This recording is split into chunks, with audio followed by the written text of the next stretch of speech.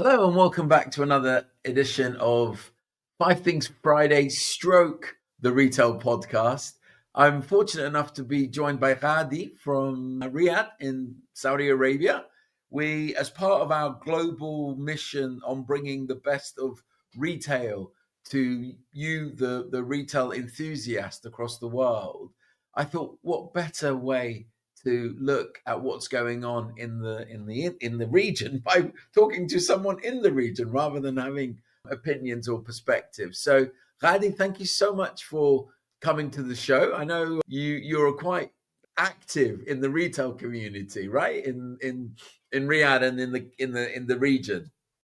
Okay, so actually, I'm a fashion and retail consultant with over 10 years of experience in the retail industry.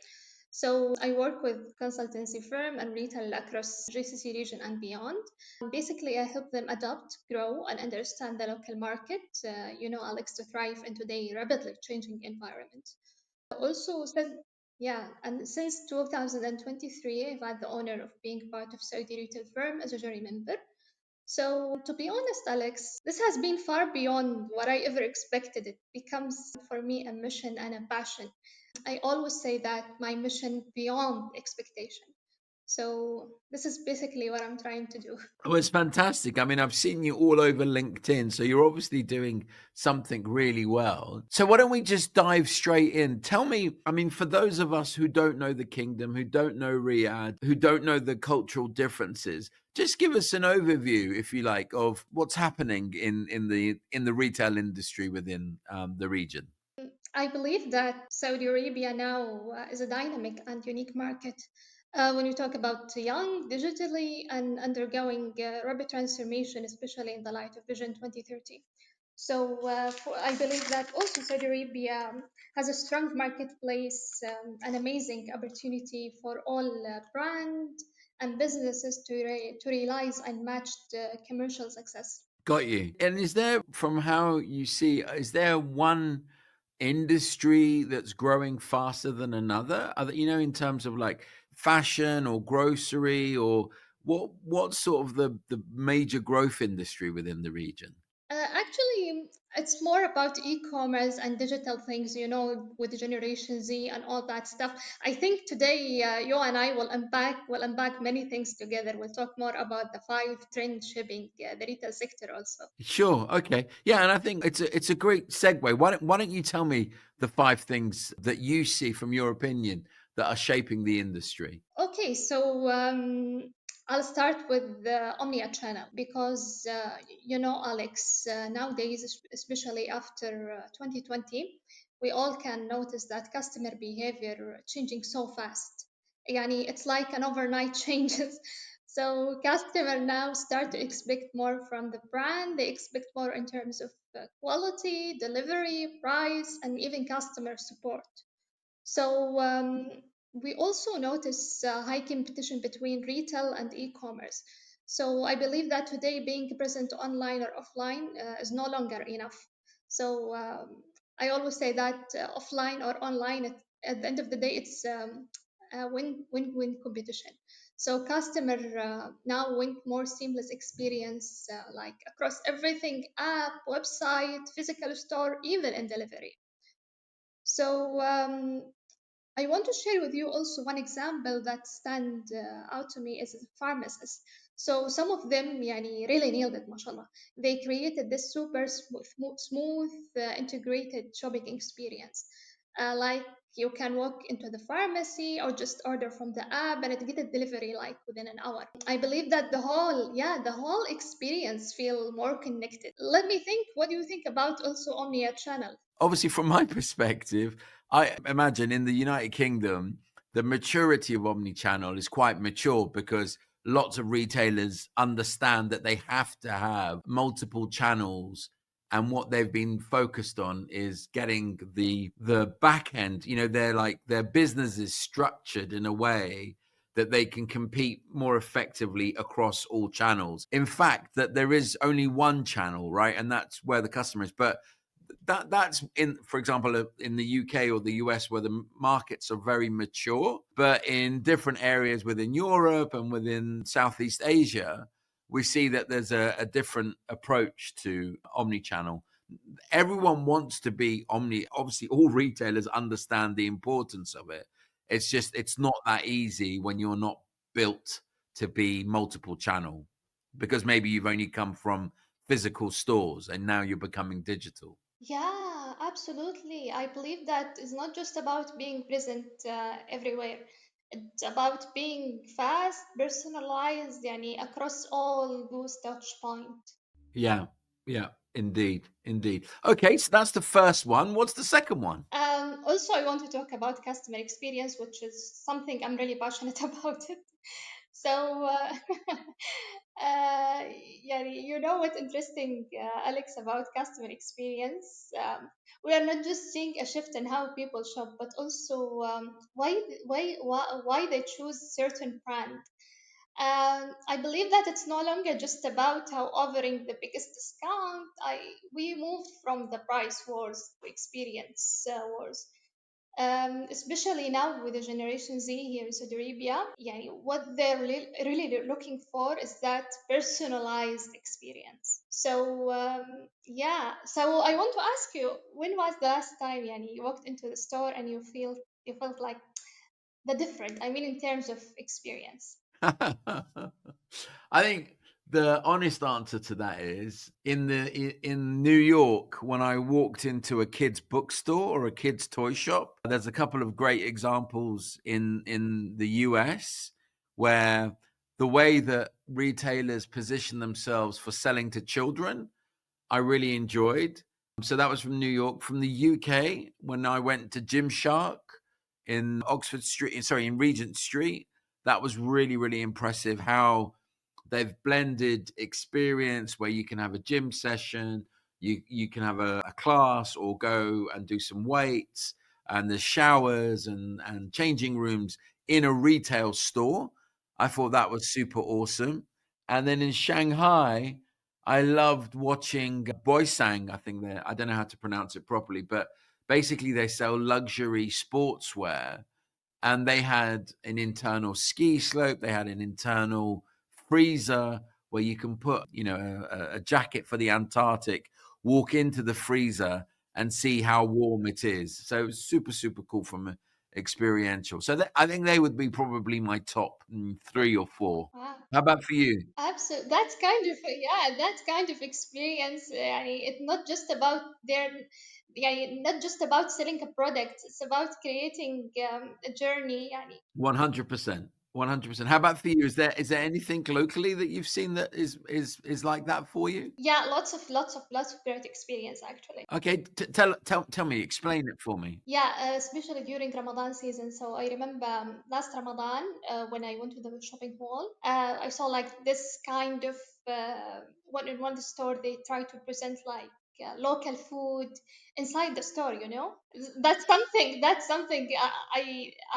it's unforgettable experience because I never imagined like do shopping and find food like in store in clothing store. So it's something for me. It's a rare thing. Yeah. Oh, I see what you mean. So you okay, because obviously I presume it was nighttime, so you were allowed to eat at that time, right? Yeah. After Maghrib, yes. Interesting. So going into like a fashion store and seeing that they've got, I presume it's like dates or things like that, local produce Yeah, that yeah. that's really cool. Okay, that's an interesting one. It's to help you break your fast during your shopping. So customer experience was number two. What's number three for you? Okay, I think that we talk about omnichannel and customer experience. Let's shift the gear a bit, Yani, to something really important, to data and AI. Um, seriously, it's changing the game now in retail industry. So I believe that behind the scene retailers here in Saudi Arabia are going all on data analytics and AI. They try to using and adopt this technology to understand more consumer behavior and try to manage inventory. So they try to adopt technology to personalize the customer experience. So I want to ask you another question, if you allow me. Okay, sure. How do you feel really about the personalized recommendation? It's helpful or kind of creepy? I no, not at all. I think they don't have enough. When you opt into personalized, so if you opt into a loyalty program, the expectation is that the retailer, you're giving permission for them to know something about you. And so I don't think they go far enough. I think people want more deeper, wider relationships when they have opted in, only when they've said yes. Obviously, if they've said no, then they want to be left alone and, they want their privacy respected. But when they've chosen to engage and they say, yes, please, personalize my experience with you, then I don't think, especially for the new generation, I don't think it's creepy or icky. That's what I expect, and I know that's what Gen Z and Gen Alpha expect as well. When they're sort of interacting with retailers, or on whether they're on a shopping website, on an e-commerce website, or in store. Yeah, yeah, absolutely. I believe that when it's done right, it saves like time and feels super relevant. Back in 2021, and I mentioned also in one of my speech that investing in innovation would be the key to driving the economy in the years ahead.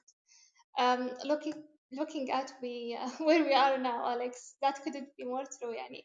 Today, data is not just like a nice thing to have. It's engine behind smart decision and real innovation, especially when we talk about retail industry. Yeah, no, I totally agree. I think I think retailers' challenge is finding the skilled staff, understanding the systems Mm, that they need to put in place, and building the processes to enable their business. So I think 100%. it's difficult, and so I have a lot of empathy Yeah, for retailers who are trying to do that, or leaders, because absolutely. I don't think it's easy. I want to mention also something really important from from my experience. We cannot force like people, for example, above 70 to use technology. I believe that retailers need to find another convenient solution for all age group.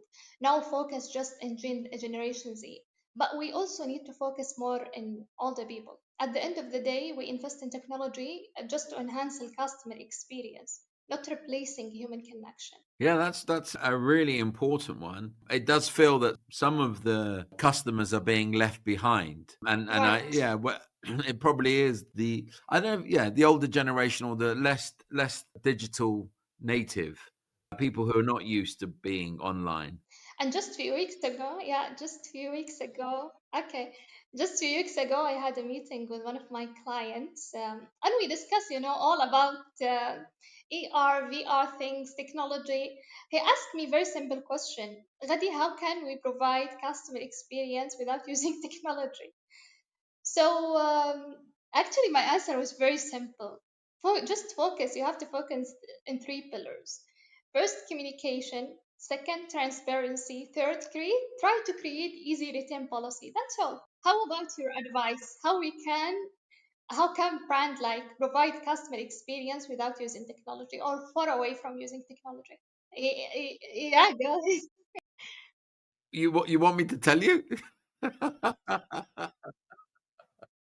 Okay, this is so in my mind, where brands get it wrong is when they forget what their customer mission is. So, for example, like all of the stores that I mentioned, they imagine you're a fashion retailer and you sell clothes. Okay, now those clothes for specific. Maybe someone wants something to wear to the office. Maybe someone wants something to wear to dinner.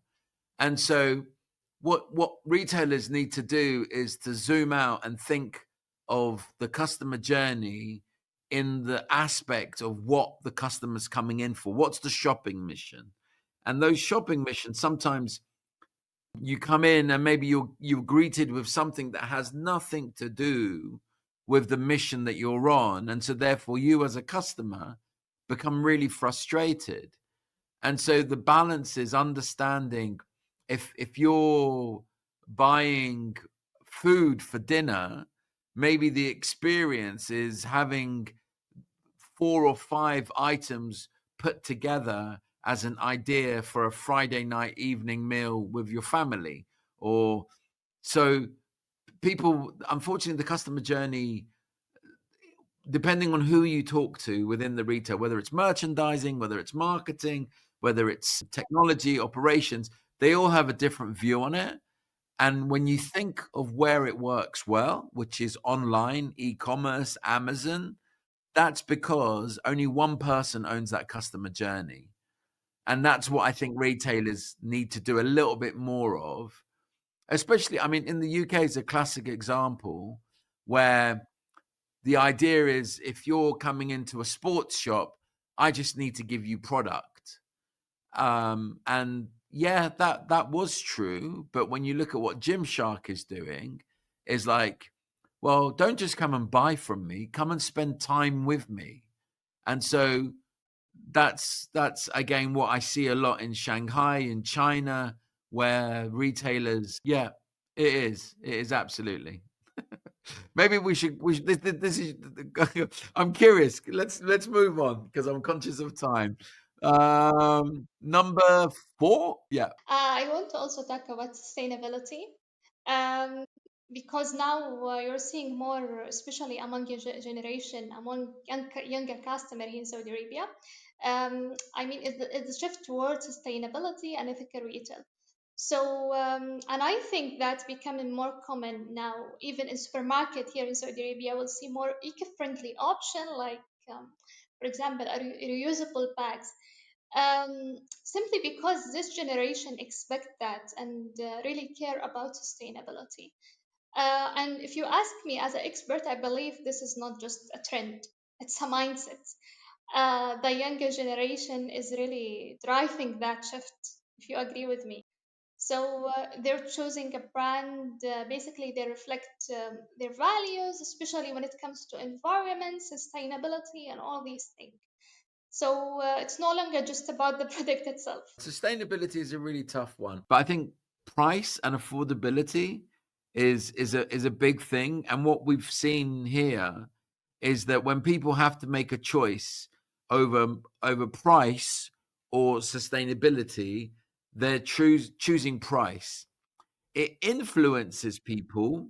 So yes, they are influenced, but ultimately they are choosing price as a majority. Now, obviously, there is a minority that will say, okay, maybe I pay more for something, but by paying more, I end up with something that's, I don't know, unique. It lasts longer. It's got better materials. It's better for the planet. But I don't think we're there yet, because companies like Shein, Temu, and fast fashion retailers are just, churning out product. And so I think it's one, like, in again, the difference between, for me, when I'm Shanghai to Manhattan, when you go around Shanghai, if the retailer is B Corp certified, which is basically a certification of sustainability plus ethics and other elements, you don't hardly see that in New York when you walk around the stores. So there is a real big mind shift or cultural difference in people's approach to sustainability. Yeah. So, okay, that was number 4. Tell me, number 5.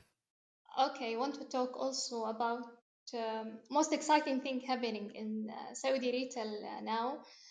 So yeah, it's like this kind of collab between local identity meets global standard. And I want to also share a quick note about localization. Last year, during my participation in Saudi Retail Firm, I had like opportunity to moderate a session focused on how tradition meets tomorrow. So basically, the discussion was incredibly engaging and really insightful, and it's really highlighted how localization is relevant and important to our marketplace. So, in a personal note, if you ask me, I would say like localization is something I'm truly passionate about it. And I believe that local insight is everything. You have to understand the people you are speaking to. You have to understand demographic diversity.